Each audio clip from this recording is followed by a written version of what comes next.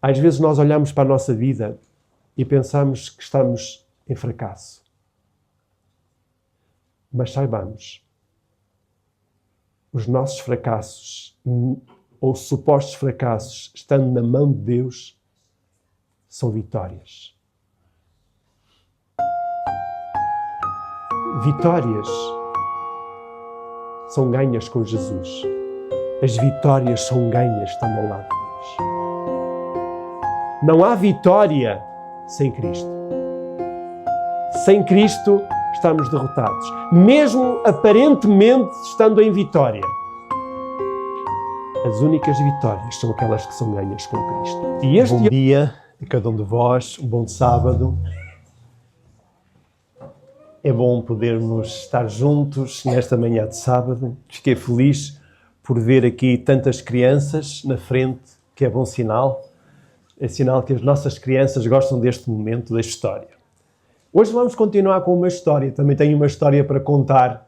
A nossa reflexão vai ser em torno de uma história bíblica que está registada no livro de Crónicas e no livro de Reis. E eu convido-vos a abrirem as vossas Bíblias no livro de 2 de Crónicas, capítulo 29. Eu vou ler o versículo 1 e 2. 2 de Crónicas, capítulo 29, versículo 1 e 2. Tinha Ezequias 25 anos de idade quando começou a reinar. E reinou 29 anos em Jerusalém. E era o nome da sua mãe Abia, filha de Zacarias. E fez o que era reto aos olhos do Senhor, conforme a tudo quanto fizera Davi, seu pai. Muito interessante, um jovem, 25 anos. Aqueles que já passaram esta fase da vida, certamente se recordam dos seus 25 anos. Aos 25 anos nós imaginamos que temos força para tudo, temos o mundo, temos sonhos, temos o mundo pela frente, nada nos detém. Ezequias tinha 25 anos. Além do vigor da juventude, ele assumiu uma responsabilidade, ser rei. Não haveria responsabilidade mais alta, não havia galardão maior do que ser rei. Mas o que me intriga aqui não é a idade, não é ele ser rei. O que me intriga é o verso 2. Porque ele fez o que era reto aos olhos de Deus. Mas que exemplo é que ele tinha do seu pai? Sabem, o seu pai não foi uma pessoa correta. Se nós virmos um bocadinho atrás, diz o versículo 28, 2 de Crónicas, capítulo 28, diz, versículo 1, tinha Acaz 21 anos de idade quando começou a reinar, e 16 anos reinou em Jerusalém, e não fez o que era reto aos olhos do Senhor, como Davi seu pai. Antes andou nos caminhos dos reis de Israel, e demais disto fez imagens fundidas aos balins. E continua por aí a descrever, chegando ao ponto de queimar os seus filhos em holocausto aos deuses pagãos.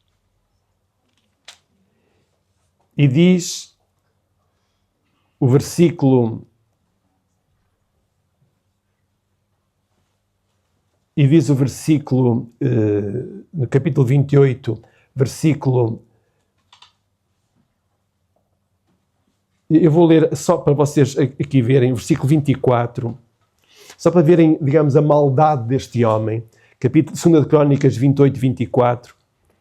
E ajuntou a casa os vasos da casa do Senhor e fez em pedaços os vasos da casa do Senhor, e fechou as portas da casa do Senhor, e fez para si altares em todos os cantos de Israel. Também em cada cidade de Judá fez altos para queimar incenso a outros deuses. Assim provocou a ira do Senhor, Deus dos seus pais. Então, Acaz fez tudo o que podia para destruir no povo a adoração ao verdadeiro Deus. Levou o povo ao pecado. Influenciou toda uma nação a desobedecer a Deus. E o seu filho, Ezequias, viu isso. Mas este jovem, o que é que ele faz? Faz exatamente o contrário que o seu pai faz. Há um provérbio português que diz tal pai, tal filho, não é? Nem sempre isto é verdade. E o exemplo de Ezequias é disto testemunho. Não é tal pai, tal filho. Porque o filho também faz escolhas. E Ezequias fez uma escolha pelo Senhor. E o que é que Ezequias fez? Bom, o livro de Ezequias, a história de Ezequias, diz que vai fazer o contrário que o seu pai faz. Capítulo 29, versículo 3. E ele, no primeiro ano do seu reinado, no mês primeiro, vamos dizer, a primeira ou das primeiras coisas que Ezequias faz, no primeiro ano, no primeiro mês, o que é que ele faz? Abriu as portas da casa do Senhor e as reparou. Então, ele vai começar o seu ministério do reino entregando-se totalmente ao Senhor, modificando as condições de adoração no seu reino. Ele vai abrir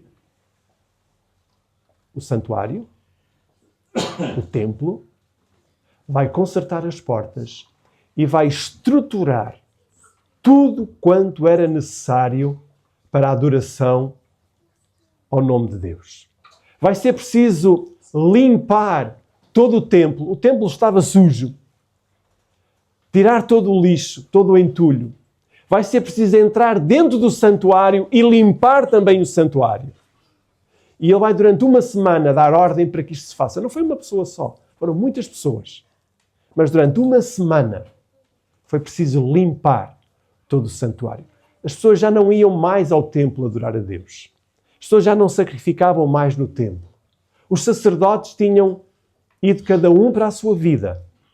E já não havia serviço sacerdotal. Mas este jovem de 25 anos coloca o seu coração em fazer a vontade do Senhor. Sabem, meus irmãos, nós estamos a viver um período como o período de Ezequias. E porquê é que estamos a viver um período como o período de Ezequias? Deus já tinha dito várias vezes, por meio dos seus profetas, que o povo de Israel seria levado cativo. Deus já tinha dito ao povo de Israel o que é que ia acontecer à nação de Israel. Que o templo ia ser destruído. E Ezequias conhecia isto. Ezequias não se conformava com aquilo que estava a acontecer na nação. E ele queria fazer diferente. Nós também estamos a viver um tempo em que sabemos para onde é que o nosso mundo caminha. E nós também precisamos, como Ezequias, não nos conformarmos. E precisamos de nos entregarmos totalmente ao Senhor. Só há segurança nas mãos do Senhor.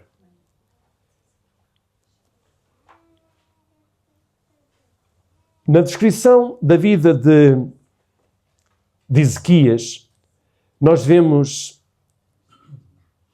o momento em que chegam os sacerdotes e anunciam, no versículo 18, 2 de Crônicas, capítulo 29, versículo 18, um bocadinho mais abaixo, já não logo no início, mas um bocadinho abaixo, eles dizem: já purificamos toda a casa do Senhor, como também o altar do holocausto, com todos os seus vasos, e a mesa da proposição com todos os seus vasos. Também todos os vasos que o rei Acaz, no seu reinado, lançou fora, na sua transgressão, já preparamos e santificamos. Eis que estão diante do altar do Senhor. Como que dizendo, está tudo pronto, ó rei. Está tudo pronto. E a pergunta que eu pergunto é, será que a minha vida também está pronta? Será que a nossa vida está em condições para estarmos diante do Senhor? Precisamos de fazer reformas. E cada um sabe. Eu não vou estar aqui a mencionar quais são estas reformas, porque o Espírito do Senhor mostra-nos quais são essas reformas que é necessário fazer na nossa vida. Muitas das vezes nós somos relutantes, ou estamos relutantes em fazer essas reformas. Mas o Senhor quer que as façamos com ousadia. O versículo 20 mostra o momento em que Ezequias se levanta de madrugada, juntamente com os maiorais da cidade, e vai à casa do Senhor. E o que é que eles vão fazer? Vão sacrificar ao Senhor. Vão se consagrar ao Senhor. Ao ponto de não haver mais sacerdotes. Havia poucos sacerdotes ainda consagrados. E sabem quem é que vai ajudar? Os levitas. E é interessante que os levitas eram da tribo de Levi os sacerdotes. Mas eram levitas, mas não estavam na linhagem de Arão. Por isso, não eram sacerdotes. Mas tinham outras responsabilidades no templo. E os levitas foram os primeiros a se consagrarem ao Senhor. Mais depressa do que os próprios sacerdotes.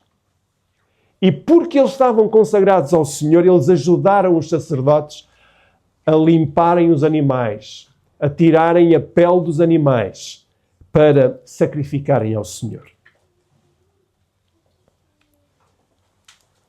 Versículo 32 de 2 de Crônicas 29 diz: E o número dos holocaustos que a congregação trouxe foi de 70 bois, 100 carneiros, 200 cordeiros. Tudo isto em holocausto para o Senhor. Imaginem a quantidade destes animais. Isto demonstra o interesse que toda a nação tinha neste momento de reconsagração ao Senhor. E continua o versículo 33, ou também de coisas consagradas 600 bois e 3.000 ovelhas. Eram, porém, os sacerdotes muito poucos e não podiam esfolar a todos os holocaustos. Pelo que os seus irmãos, os levitas, os ajudaram. Foi isto que eu já fiz referência. Até a obra se acabar. E até que os outros sacerdotes se santificaram, porque os levitas foram mais retos de coração para se santificarem do que os sacerdotes. O Senhor está-nos a pedir a nós que façamos esta obra, que sejamos mais retos de coração, que nos entreguemos totalmente ao Senhor. E Ezequias vai fazer algo. Ezequias vai dar uma ordem. Diz o versículo 36, Ezequias e todo o povo se alegraram de que Deus tinha preparado o povo, porque apressuradamente se fez esta obra. A alegria por esta consagração. E depois Ezequias vai enviar por todo Israel e Judá correios, mensageiros, para que congreguem todo o povo para celebrarem a Páscoa. Os correios vão apressadamente de cidade em cidade. Eles vão pela terra de Efraim, de Manassés, de Zebulão. Mas sabem o que é que vai acontecer? Vão-se rir deles, destes correios. A idolatria tinha-se implantado de tal maneira que as pessoas não vão levar isto a sério. Ou muitas delas não vão levar isto a sério. Diz que zombaram, riram-se e zombaram deles. Isto está no capítulo 30, versículo 10. Todavia, alguns de Azer e de Manassés e de Zebulão se humilharam e vieram a Jerusalém. Então, meus queridos e minhas queridas, nem todos aceitam. Alguns riem-se, outros zombam, outros ridicularizam. Mas há também aqueles que se entregam ao Senhor. E cada um de nós faça parte deste grupo, entregando-nos, consagrando-nos, dedicando-nos ao Senhor, mesmo correndo o risco de sermos zombados, ridicularizados. E vejam o que é que diz o versículo 12 de 2 de Crónicas. E em Judá esteve a mão de Deus, dando-lhes um só coração para fazerem o mandato do rei e dos príncipes, conforme a palavra do Senhor. E ajuntou-se em Jerusalém muito povo para celebrar a festa dos pães asmos. No 2º mês, uma muito grande congregação. E agora vejam o que é que eles vão fazer. Diz o versículo 14. Levantaram-se e tiraram os altares que havia em Jerusalém. Também tiraram todos os vasos de incenso e os lançaram no ribeiro de Cedron. O ribeiro de Cedron era, vamos dizer, o balde de lixo de Jerusalém. O ribeiro de Cedron era ali que eles lançavam. Para o ribeiro de Cedron lançavam muito do entulho e as imagens de escultura, tudo aquilo foi lá lançado. Como que dizendo, isto não presta.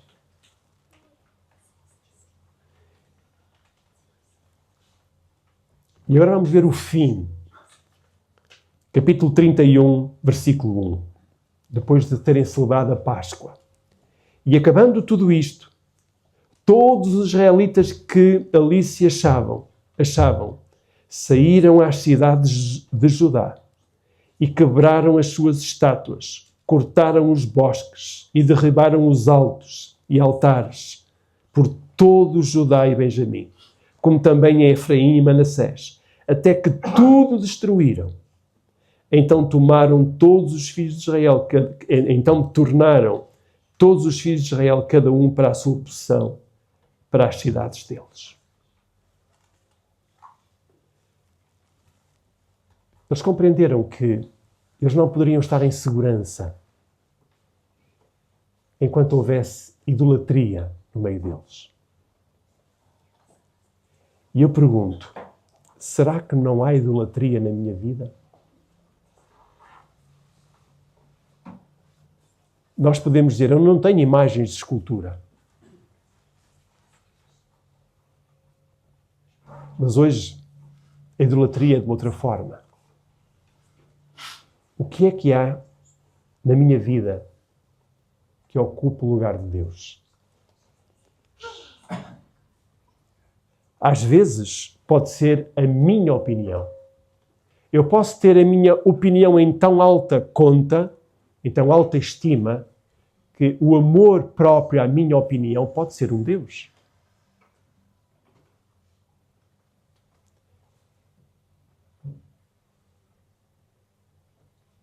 E às vezes, esse Deus, eu até vou dizer sempre, quando eu permito que a minha opinião se sobreponha à opinião de Deus, sempre, isso entra em conflito com a vontade de Deus. E eu estou em idolatria. Mas sabem, mesmo o rei fazendo esta obra, mesmo todo o povo fazendo esta obra, os problemas vieram. Então, quando nós nos consagramos ao Senhor, saibamos que podem vir problemas. E os problemas vieram de Senaqueribe, que vai invadir Judá. É interessante que o capítulo 32 começa no versículo 1, da seguinte forma. Vejam a expressão.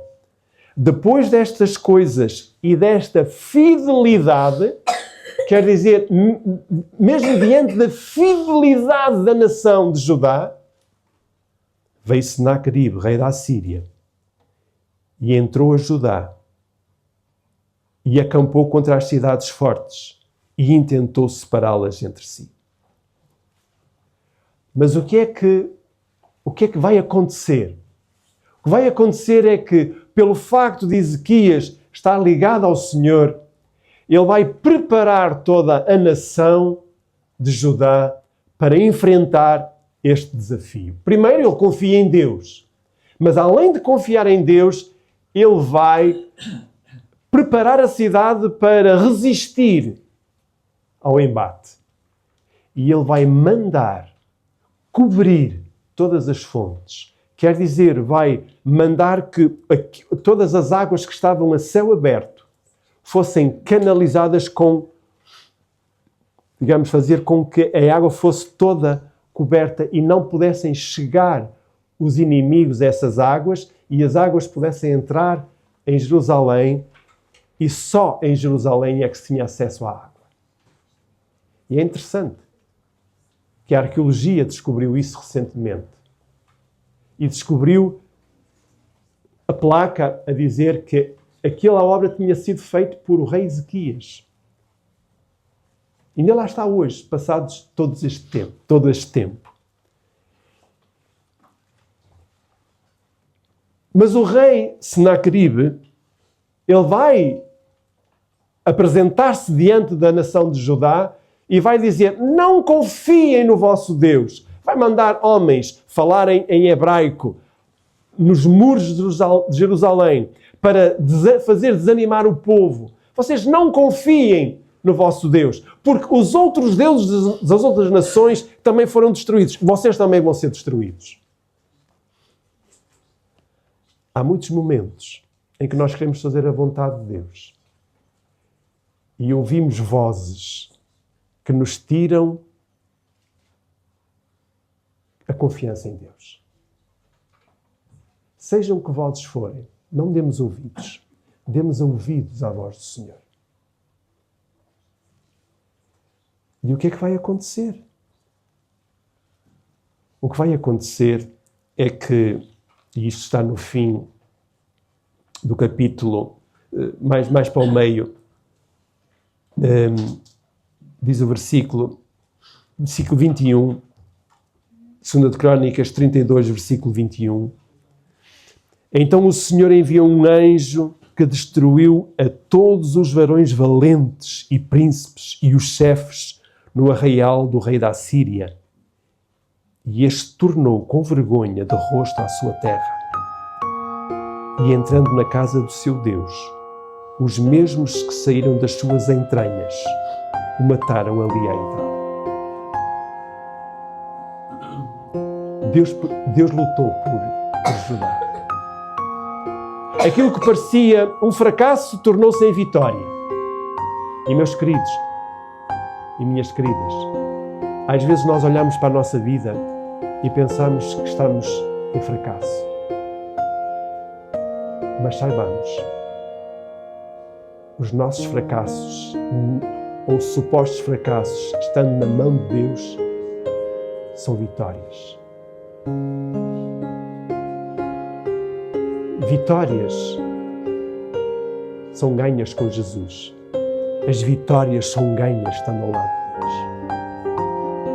Não há vitória sem Cristo.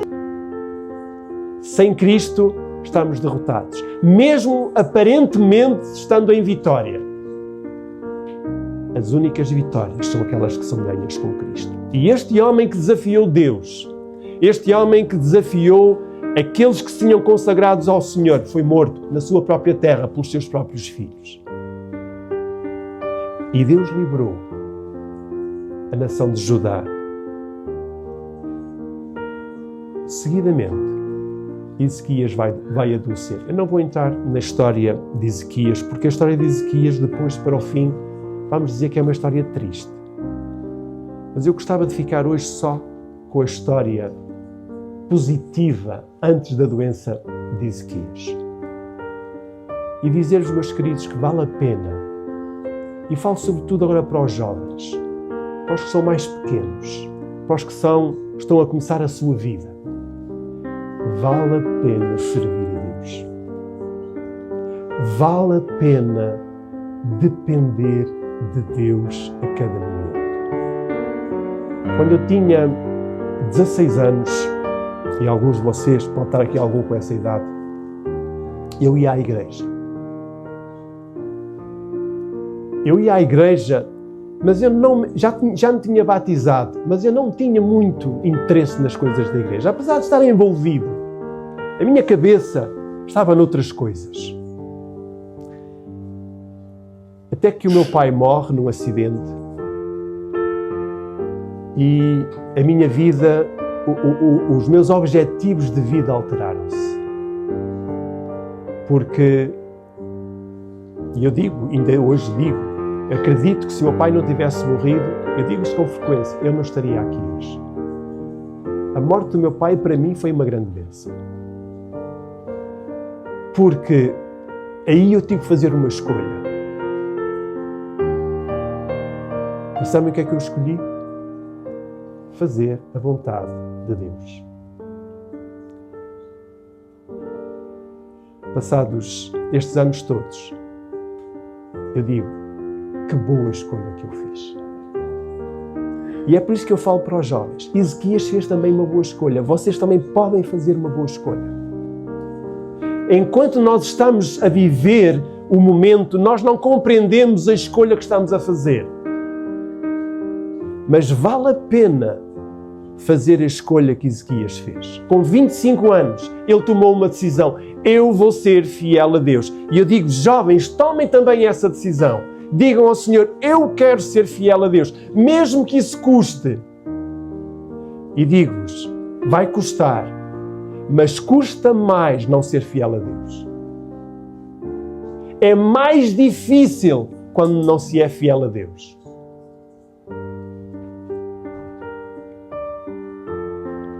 Muitas das vezes a vida leva-nos por caminhos difíceis. E há realmente situações muito difíceis. Mas nós, no final do percurso da nossa vida, podemos dizer como o apóstolo Paulo, acabei a carreira, guardei a fé. Mas desde agora, a coroa, essa coroa de glória que o Senhor tem preparado, está reservada. E jovens, vocês têm diante de vocês um longo percurso. Mas este percurso é mais fácil se for caminhado com Jesus. Vai haver muitos momentos em que vocês vão desanimar. Vai haver muitos momentos em que vocês vão chorar. Vai haver muitos momentos em que vocês vão dizer, mas porquê é que eu fiz esta escolha? Mas valeu a pena. O exemplo de Ezequias está registado na Bíblia para nos mostrar que há segurança nesta escolha.